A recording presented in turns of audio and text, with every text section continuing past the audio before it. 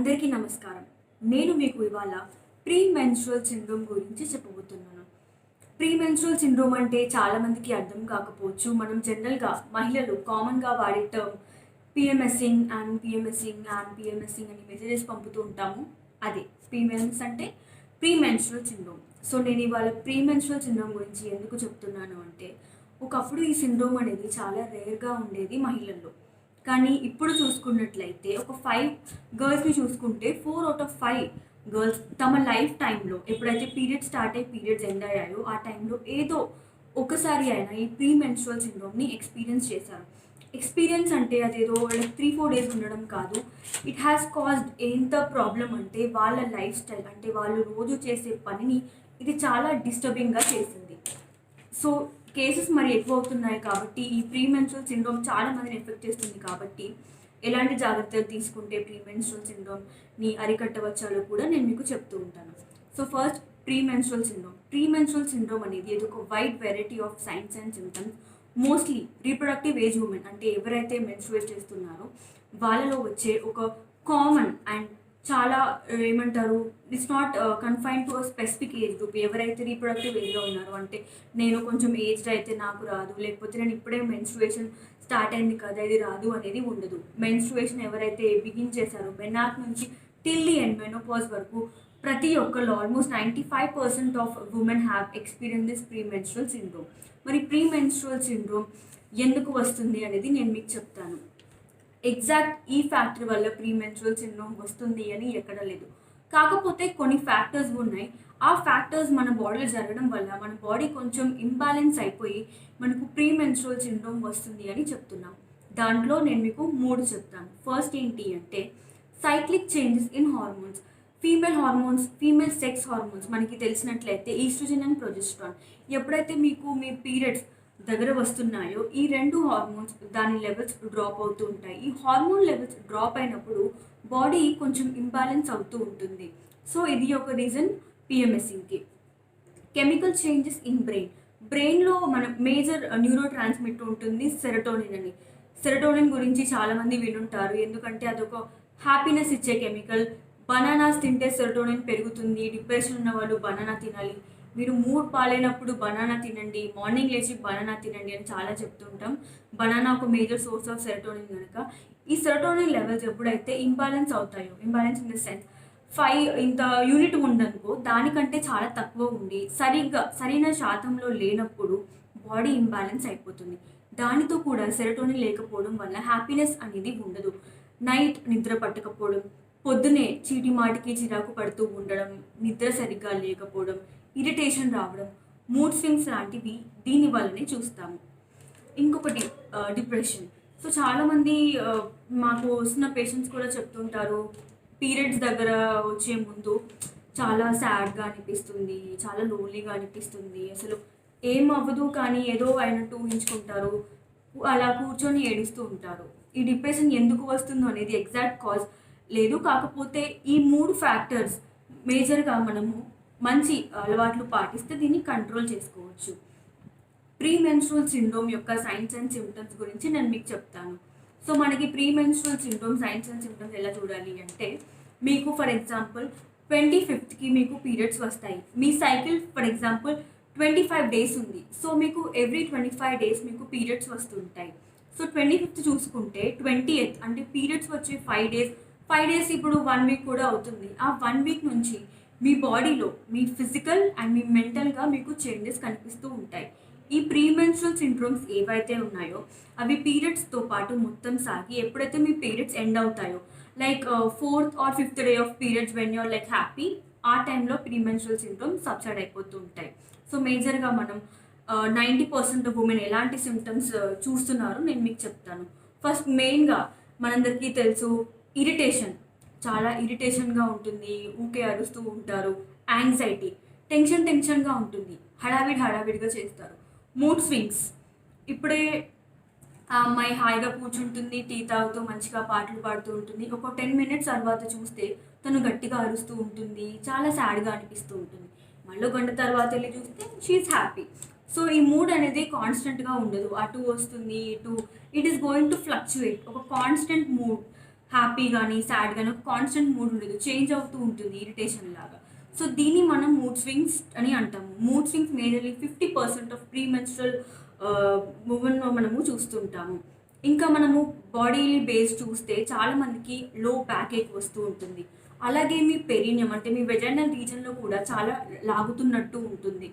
చాలామందికి ఈ మధ్యలో యాక్నే వస్తుంది, ఎందుకంటే life style and diet, sleep habits, night lockdown ఉంది, నైట్ నెట్ఫ్లిక్స్ చూస్తూ పడుకుంటున్నారు, యాక్నే వస్తూ ఉంటాయి. ఇంక్రీజ్డ్ వెయిట్ గెయిన్ అనేది ఉంటుంది, బరువు చాలా పెరుగుతారు. ఈ బరువు పెరగడం కూడా ఎందుకంటే ఫ్లూయిడ్ డిటెన్షన్ అవ్వడం వలన, పింపుల్స్ కాజ్ చేయడం వలన కూడా మీరు ఇలా దాన్ని తీసేయడం వల్ల యాక్నే స్కార్స్ అని కూడా పడుతుంది. కాస్మెటిక్ అపియరెన్స్ ఇంపైర్ అవుతుంటే కూడా పీపుల్ దాని గురించి కూడా బాధపడుతున్నారు. మూడ్ స్వింగ్, డిప్రెషన్ కూడా. సో జనరల్గా రోజు చేసే పనులు మనం చూస్తుంటాం ఆ అమ్మాయి ఎలా ఉంటుందో, కానీ ఆ రోజు 5-6 డేస్ మాత్రం తను తక్కువగా మాట్లాడుతూ సోషల్ ఇంటరాక్షన్ తగ్గుతూ ఒకటే మూలన కూర్చుంటుంది, నైట్ సరిగ్గా నిద్రపోదు, ఇలాంటివి అవుతూ ఉంటాయి. కొంతమందికి కడుపులో చేంజెస్ వస్తాయి, వాళ్ళకి డైరియా కానీ కాన్స్టిపేషన్ కానీ ఫుడ్ క్రేవింగ్స్ కూడా ఎక్కువ అవుతుంటాయి. ఆ టైంలో అంటారు నాకు సాల్ట్ ఫుడ్ చాలా తినాలని, నేను లేస్ ప్యాకెట్ తింటాను, మసాలా ఆమ్లెట్ చేసుకొని తింటాను, ఇలాంటి బిహేవియర్స్ అనేవి ఉంటాయి. సో నేను చెప్పినవి మీరు ఏదైనా, నాకు తెలిసి 100% ప్రతి ఒక్క అమ్మాయి ఇది ఫేస్ చేస్తూ ఉంటుంది. ఈ సిమ్టమ్స్ అనేవి చాలా ప్రామినెంట్. మనం మోస్ట్లీ ఇండియన్ ఉమెన్ ఇలాంటి సిమ్టమ్ని చాలా ఎక్స్పీరియన్స్ చేస్తున్నారు. సో ఇప్పుడు నేను చెప్తున్నాను ప్రీ మెన్స్ట్రువల్ సిండ్రోమ్ మీకు వచ్చింది అని ఎలా తెలుసుకోవాలి. So diagnosis of pre menstrual syndrome, ఇది ప్రీ మెన్స్ట్రువల్ సిండ్రోమ్కి ఒక ల్యాబ్ టెస్ట్ కానీ లేకపోతే బ్లడ్ టెస్ట్ కానీ ఉంది, ఇది చేస్తే you're verified as a premenstrual syndrome patient అని ఏం ఉండదు. మన సైన్స్, మన సిమ్టమ్స్, అది ఏ డేట్ వస్తుంది, ఏ డేట్ పోతుంది, ఆ టైంలో మన బిహేవియర్ ఎలా ఉంటుంది, మనం సైక్లిక్గా ట్రాక్ చేస్తే మీకు అర్థమవుతుంది మీకు ప్రీ మెన్స్ట్రువల్ సిండ్రోమ్ ఉన్నదా లేదా అని. సో ప్రీ మెన్స్ట్రువల్ సిండ్రోమ్ ఉందనగానే మీరు బాధపడద్దు, దీన్ని మనం ఓవర్కమ్ చేయొచ్చు. So as said, prevention is better than cure. Prevention premenstrual సిండ్రోమ్లో చాలా ఇంపార్టెంట్ అండ్ చాలా యూస్ఫుల్. మీరు పక్కా కొన్ని టిప్స్, నేను నెక్స్ట్ ఇప్పుడు చెప్పబోయే టిప్స్ అండ్ ట్రిక్స్ ఫాలో అయితే తప్పకుండా ఈ ప్రీ మెన్స్ట్రువల్ సిండ్రోమ్ని రాకుండా కూడా చూసుకోవచ్చు. మేజర్గా మనం చూసినట్లయితే మెనార్క్ అంటే ఫస్ట్ టైం మీకు పీరియడ్స్ రావడం కానీ ఇది జనరల్గా 12 to 15 ఇయర్స్ అమ్మాయిలో జరుగుతుంది, ఆ టైంలో వస్తుంది. కాకపోతే ఎన్విరాన్మెంటల్ ఫ్యాక్టర్స్ వల్ల, జెనెటిక్ ఫ్యాక్టర్స్ వల్ల, ఫుడ్ వల్ల మన చాలామంది గర్ల్స్ ఇప్పుడు ఆల్కహాల్ అండ్ స్మోకింగ్ చేస్తున్నారు. నేనేమి బయాస్గా చెప్పట్లేదు, అంటే అమ్మాయిలు తాగొద్దు అనట్లేదు. కాకపోతే అమ్మాయిల బాడీ, అబ్బాయిల బాడీ డిఫరెంట్. అమ్మాయిల బాడీ స్మోకింగ్కి కానీ ఆల్కహాల్కి కానీ కొంచెం సెన్సిటివ్ ఉంటుంది, ఎందుకంటే వాళ్ళు pregnancy have to carry on pregnancy, వాళ్ళ పిల్లలకి జన్మనివ్వాలి. కాబట్టి వాళ్ళ బాడీలో ఏం చేంజెస్ అయినా అది వాళ్ళ బిడ్డ మీద ఎఫెక్ట్ పడుతుంది. ఈ ట్రెండ్ చూసుకున్నట్టయితే ఇప్పుడు నేను మొన్న చదివాను, 10 ఇయర్స్ పాపలు, 9 ఇయర్స్ వాళ్ళకి కూడా మెనార్క్ అనేది వస్తుంది. ఒకవేళ 12 to 15 టైంలో మీకు పీరియడ్ స్టార్ట్ అయినప్పుడు మీరు ఆల్రెడీ 10th క్లాస్ అయిపోయి ఉంటుంది. మీరు మన బాడీ ఫంక్షన్, మన బయాలజీ, రీప్రొడక్టివ్ సిస్టమ్ ఎలా పనిచేస్తుంది, అసలు పీరియడ్స్ అంటే ఏంటి, ఎలా కోపప్ చేయాలి అన్న దాని గురించి మొత్తం మీకు నాలెడ్జ్ ఉంటుంది. కాకపోతే అమ్మాయిలు ఈ 9-10 ఇయర్స్ తెలియని ఏజ్లో, బయట ఆడుకునే ఏజ్, అది స్టడీ మీద కాన్సన్ట్రేట్ చేయాల్సిన ఏజ్లో వస్తూ ఉంటే వాళ్ళకి దే ఆర్ మోర్ ప్రోన్. ఆ టైంలో ఈస్ట్రోజన్, ప్రొజెస్ట్రాన్ అనే బాడీలో వచ్చేసి వాళ్ళకి చాలా ఇంబ్యాలెన్స్ అవుతుంది. మరి దీని గురించి ఎవరికి వాళ్ళు చెప్పాలో తెలియ కూడా సతమతం అయిపోతూ ఉంటున్నారు. ఫోన్ ఉంది, గూగుల్ ఉంది, వెంటనే దాని మీద క్లిక్ చేసి చూసేస్తున్నారు, హోమ్ రెమెడీస్ అవి ఇవన్నీ ట్రై చేస్తున్నారు. కానీ ఇది కాదు, ఒక కరెక్ట్ మెథడ్ ఉంది. మనము పిఎంఎస్ని ఎలా ప్రివెంట్ చేయాలి అనేది అది మీకు ఇప్పుడు చెప్తాను. So prevention of pre menstrual syndrome and also treatment అనగానే మెడిసిన్స్ ఇవ్వడం కాదు, మెడిసిన్స్తో తగ్గని అది ఒక లేటర్ స్టేజ్లో. కాకపోతే ఫస్ట్ మనం ఇది ఒక సైకలాజికల్ థింగ్గా మోస్ట్లీ ఉంటుంది కాబట్టి ఈ సిమ్టమ్స్ని క్యూర్ చేయడానికి ట్రై చేస్తాం. సో నేను చెప్పేవి ఈ కింది టిప్స్ పాటిస్తే ప్రీ మెన్స్ట్రువల్ సిండ్రోమ్ని చాలా వరకు మీరు అరికట్టవచ్చు. ఫస్ట్ మనం మెడిసిన్స్ గురించి మాట్లాడతాం. సో నేను ఈ మెడిసిన్స్ పేర్లు మీకు చెప్తాను, కాకపోతే ఇది మీరు డాక్టర్ల పర్యవేక్షణలోనే వాడాలి. ఎందుకంటే వాళ్ళు మీకు ఏదైనా టెస్ట్ చేసి ఈ ట్యాబ్లెట్స్ ఎవరెవరైతే వాడద్దు అనేది చూసి మీరు ఆ కేటగిరీకి చెందిన వాళ్ళ, లేకపోతే మీకు ఆ ట్యాబ్లెట్స్ పని చేస్తాయా లేదా, మీరు యూజ్ చేసుకోవచ్చా, దాని డోసేజ్ ఎంత, దాని ఫ్రీక్వెన్సీ ఎంత అనేది మీకు చెప్తారు. కాబట్టి మేజర్గా వచ్చేసి anti depressants. So depression symptom చాలామందికి ఉంటుంది, చాలామంది ఇరిటేషన్గా ఫీల్ అవుతారు, సాడ్గా ఫీల్ అవుతున్నారు. సో యాంటీ డిప్రెసెంట్స్ కనుక తీసుకున్నట్లయితే మీలో ఈ డిప్రెసివ్ సిమ్టమ్స్ అనేవి కాస్త తగ్గుముఖం పడతాయి. ఎన్ఎసైడ్స్ అంటే non steroidal anti inflammatory drugs. So మనకు మేజర్గా యాక్నే బిల్డప్ అవుతుంది, బ్రెస్ట్ డిస్కంఫర్ట్ ఉంది, టెండర్ బ్రెస్ట్ అంటే మీరు ముట్టుకుంటే మీ చెస్ట్ ఏరియాలో పెయిన్ వస్తుంది, అది దీనివల్ల తగ్గుతుంది. ఆల్సో మీకు వైటమిన్ టాబ్లెట్స్, మీరు కనుక వైటమిన్ డెఫిషియన్సీ ఉంటే కూడా ఈ వైటమిన్ టాబ్లెట్స్ తీసుకురావడంతో మీ శరీరం కూడా కొంచెం మంచిగా రెస్పాండ్ అవుతుంది. డయూరెటిక్స్. సో మేజర్గా పిఎంఎస్ సిమ్టమ్స్లో డయూరెటిక్స్ యూస్ చేస్తారు. అది మీ వెయిట్ గెయిన్ కానీ బ్లోటింగ్ ఇలాంటివి సిమ్టమ్స్ని మేనేజ్ చేస్తూ ఉంటుంది. Hormonal contraceptives. సో ఎప్పుడైతే ఈ హార్మోన్స్ అనేవి తగ్గుతూ రావడం వల్ల మీకు ఈ సిమ్టమ్స్ వస్తున్నాయి కదా, ఈ హార్మోనల్ కాంట్రసెప్టివ్స్ క్వాలిఫైడ్ గైనకాలజిస్ట్ ద్వారా మీరు యూజ్ చేసుకున్నట్లయితే ఇది మీకు చాలా బెటర్గా ఉంటుంది. ఈ మెడిసిన్స్ గుర్తుపెట్టుకోండి, ఒక క్వాలిఫైడ్ డాక్టర్ దగ్గరికి మీరు వెళ్ళి టెస్ట్లు చేయించుకొని వాళ్ళు చెప్పాకే యూజ్ చేయాలి. నేను మీకు నాలెడ్జ్ కోసం చెప్తున్నాను ఇది. And also life style changes. So ఈ మెడిసిన్స్ అనేవి ఒక లాటర్ స్టేజ్లో మీకు తగ్గట్లేదు, ఇది మీ వర్క్ని చాలా ఇది చేస్తుంది, మీరు ఈ సిమ్టమ్స్ ఉండడం వల్ల వర్క్ చేయట్లేదు, చాలా డిస్టర్బింగ్గా ఉంది, మీ వల్ల కావట్లేదు అంటేనే మీరు ఇది చేయాలి, లేకపోతే నేను చెప్పే లైఫ్ స్టైల్ టిప్స్ పాటించండి. సో మేజర్గా మనకు ఫుడ్ ఇంపార్టెంట్, ఎందుకంటే ఫుడ్ రిలేటెడ్ సిమ్టమ్స్ బ్లోటింగ్ కానీ కాన్స్టిపేషన్, డైరియా లాంటివి వస్తున్నాయి కాబట్టి పీరియడ్స్ వచ్చే కొన్ని డేస్ ముందు మీరు ఫస్ట్లీ క్యాఫెయిన్ ఇంటేక్ తగ్గించాలి. ఆల్కహాల్, స్మోకింగ్ అలాంటివి కూడా మీరు ఎంత తగ్గిస్తే అంత మంచిది. ఈ క్యాఫినేటెడ్ బెవరేజెస్ ఏవైతే ఉన్నాయో అవి చాలా తక్కువ తీసుకోండి. మీకు సడన్గా స్టాప్ చేయడం కూడా అంత మంచిది కాదు. తక్కువ మీరు దాన్ని డైలీ డిక్రీజ్ చేస్తూ ఉండాలి. సో మీకు by the time you get your periods మీకు అది బాగుంటుంది. సో ఈ టైంలో నేను చెప్పినట్లయితే సాల్టీ ఫుడ్ క్రేవింగ్స్ ఎక్కువ ఉంటాయి, షుగరీ ఫుడ్స్ క్రేవింగ్స్ ఎక్కువ ఉంటాయి, అవి మీరు లిమిట్ చేసుకోవాలి, ఎక్కువ తినొద్దు. Also eat in small proportions. ఇలా మరి స్మాల్ ప్రపోర్షన్లో తిన్నట్టయితే మీకు బ్లోటింగ్ అనేది కూడా ఉండదు, మీ డిస్కంఫర్ట్, అబ్డామినల్ డిస్కంఫర్ట్ అలాంటిది కూడా ఉండదు, ఫుడ్ కూడా మంచిగా డైజెస్ట్ అవుతూ ఉంటుంది. మిల్క్ చాలా తీసుకోవాలి, ఎందుకంటే దాంట్లో వచ్చే కాల్షియం మీ బోన్స్కి బలాన్ని ఇస్తుంది. మీరు కనుక వైటమిన్ టాబ్లెట్స్ రెగ్యులర్గా యూజ్ చేసుకున్నట్లయితే అది చాలా బెటర్, ఎందుకంటే మీకు అది అడిషనల్ ఇంటేక్ అవుతుంది. సో ఎక్సర్సైజ్ చేయాలి. ఎక్సర్సైజ్ జనరల్గా రికమెండ్ చేస్తారు, డైలీ ఒక ½ అవర్ ఎక్సర్సైజ్ చేయాలి. మేజర్గా మన బ్రెయిన్కి ఎక్కువ ఆక్సిజన్ కావాలి కాబట్టి ఏరోబిక్ ఎక్సర్సైజెస్ చాలా బెటర్.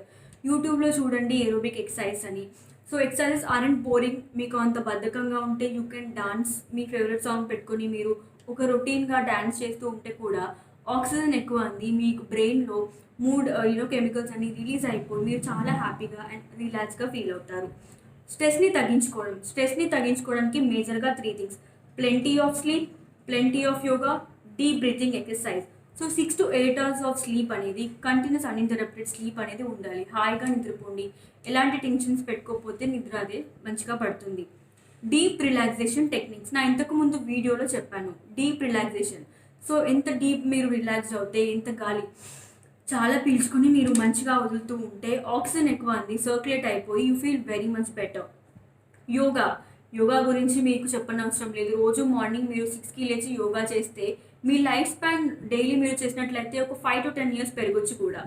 సో మీరు డాక్టర్ దగ్గరికి లేదు నాకు ఈ సిమ్టమ్స్ ఇలాంటివి ఎక్కువ ఉంటున్నాయి, లైఫ్ స్టైల్ చేంజెస్ వద్దు, డాక్టర్ని వెళ్ళాలనుకుంటే మాత్రం డాక్టర్ని కన్సల్ట్ చేయడానికి మీ పీరియడ్ సైకిల్ ఎప్పుడు వస్తుంది, ఎప్పుడు తగ్గుతుంది, మీకు ఏమేమి సిమ్టమ్స్ ఉంటున్నాయి, అవి ఎంత డ్యూరేషన్లో ఉంటున్నాయి, ఎప్పుడెప్పుడు ఇది ఎక్కువ తక్కువ అవుతుంది, ఆ టైంలో మీ లైఫ్లో ఏమైనా మేజర్ చేంజెస్ అయ్యాయా, ఇలాంటివి మీరు ఒక డైరీలో రాసుకొని అవి మీ డాక్టర్ దగ్గర చూపిస్తే అది చాలా బెటర్గా ఉంటుంది. ఆల్టర్నేటివ్ మెడిసిన్స్ అంటే just like your vitamin tablets, herbal remedies ఉంటాయి, మనం నెట్లో కొట్టుకొని చూస్తాము, ఆ రెమెడీ ఈ రెమెడీ. జింజర్ టీ అంటారు, కొంతమంది హాట్ వాటర్ తీస్తే రిలాక్సేషన్, హాట్ బాత్ పెట్టుకోవాలి అంటారు, ఐస్ ప్యాక్స్ పెట్టుకుంటే నర్వ్స్ బ్లాక్ అయ్యి మీకు అది ఆ సెన్సేషన్స్ అలాంటివి చాలా థింగ్స్ ఉంటున్నాయి, మసాజెస్ యూజ్ చేయడం, ఇలాంటివి మీరు యూజ్ చేస్తే కూడా ఆ పెయిన్ అనేది తగ్గిపోతుంది. సో ఇంకొకటి ఆక్యుపంక్చర్ అంటే ఒక ప్రాక్టీషనర్ ఉంటారు, వాళ్ళు నీడిల్స్ అనేవి మన ప్రెషర్ పాయింట్స్ మీద ప్రెస్ చేసినప్పుడు మనకి రిలాక్సేషన్ కలుగుతుంది, ఇది కూడా మీరు యూజ్ చేసుకున్నారు. సో నేను మేజర్గా చెప్పేది యోగా చేయడం, ఎక్కువ పడుకోవడం, కరెక్ట్గా తినడం, సాల్ట్ ఫుడ్స్ని అవాయిడ్ చేయడం, ఇలాంటివన్నీ చేసి ఎక్సర్సైజ్ దాంతోపాటు అడిషనల్గా చేస్తూ ఉంటే మీ లైఫ్ స్టైల్ అనేది ఒక ప్రాపర్గా ఉండి మీ హార్మోన్స్ మీ బ్రెయిన్లో కరెక్ట్గా రిలీజ్ అయినప్పుడు ప్రీ మెన్స్ట్రువల్ సిండ్రోమ్ 99%, 100 to 100% పక్కా తగ్గుతుంది. నేను ఇవి ఎందుకు చెప్తున్నానంటే నాకు చాలా ప్రాబ్లమ్స్ ఉండేవి పీరియడ్స్ రిలేటెడ్, అండ్ మేము వర్క్ చేస్తూ ఉంటాము, నైట్ డ్యూటీస్ అని ఉంటాయి. ఎట్ఎస్ఏ చెప్పినప్పుడు 36 అవర్స్ వర్క్ చేయాల్సి వస్తుంది. సో ఆ టైంలో ఏంటి చాలా స్ట్రెస్ పడుతూ ఉంటాము. పీరియడ్ దగ్గరలో వస్తుంది. మన లేడీస్కి ఇదే ప్రాబ్లం. 25th పీరియడ్స్ ఉంది అంటే 20th నుంచే వస్తుందా దానికి మెంటల్ స్ట్రెయిన్ ఉంటుంది. సో నేను ఎప్పుడైతే ఈ హ్యాబిట్స్ నా డైలీ రొటీన్లో ఇన్కాపరేట్ చేసుకున్నానో చాలా వరకు తగ్గాయి. So I request all of you to practice these life style. And ఈ వీడియో కూడా మగవాళ్ళు చూసినట్లయితే మీ ఇంట్లో ఉన్న లేడీస్కి, మీ మదర్కి, మీ సిస్టర్స్కి, మీ ఫ్రెండ్స్కి ఇది పంచి సర్క్యులేట్ చేయండి. So that they can have safe happy periods. వాళ్ళు ప్రీ మెన్స్ట్రువల్ సిండ్రోమ్ నుంచి చాలా దూరంగా ఉంటారు. ఆల్రెడీ పీరియడ్స్ చాలా మనకు స్ట్రెస్ఫుల్ అవుతూ ఉంటుంది. Let our body be warm and welcome. Thank you.